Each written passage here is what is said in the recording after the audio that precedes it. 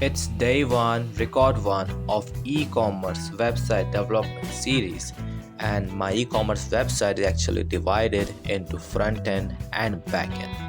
Front-end part is using Next.js, which is very easily set up with npx command, and I'm using TailwindCSS for styling.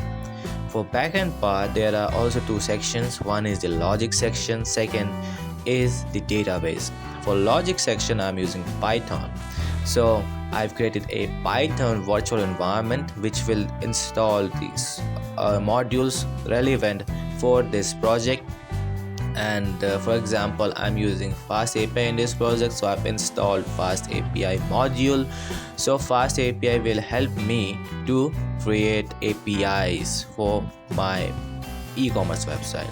And now moving to our next part, the database. So database, I'm using PostgreSQL because it's very ideal for e-commerce website development.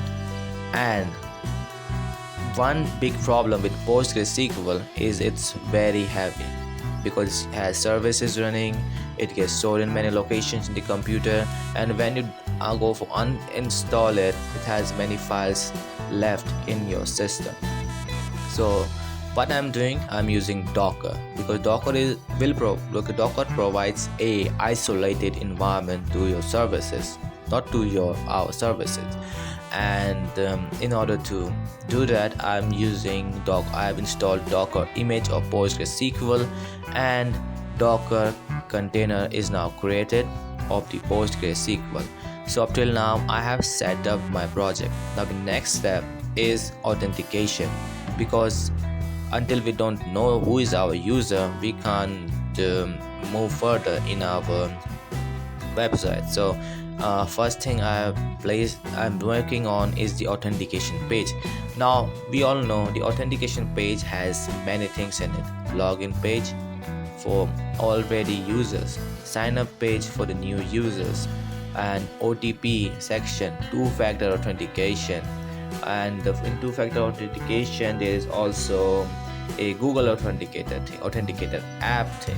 Okay, there are too many things in the authentication page these days, but for making things very easy and simple, I'm creating a login and sign up page with email and password authentication, and later on I will add more things. It's just phase 1.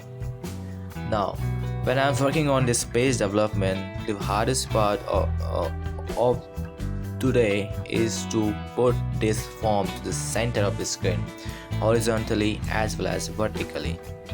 But I've somehow managed to make things turn, and now the form is horizontally and vertically center of the screen. And in order to create this whole thing, up till now I've taken many online references. Don't take it like I've already memorized things, because if we memorize many things, then our memory will get full. Yeah, so I'm actually taking many references from online. So you can also take references, there's nothing bad in it, but yeah, don't always take references. I mean, as we will take references, after some time we actually get things in our head easily. So if you take references, it's good, and also try to know what it is doing. So later on, if you go and you will face some error in your system, then you will actually know that how the things are there. Okay, so that much is in this video till now. So if you like this video, don't forget to like it and share it with your friends. I'm your friend Abhishek Roka, and I will see you next time.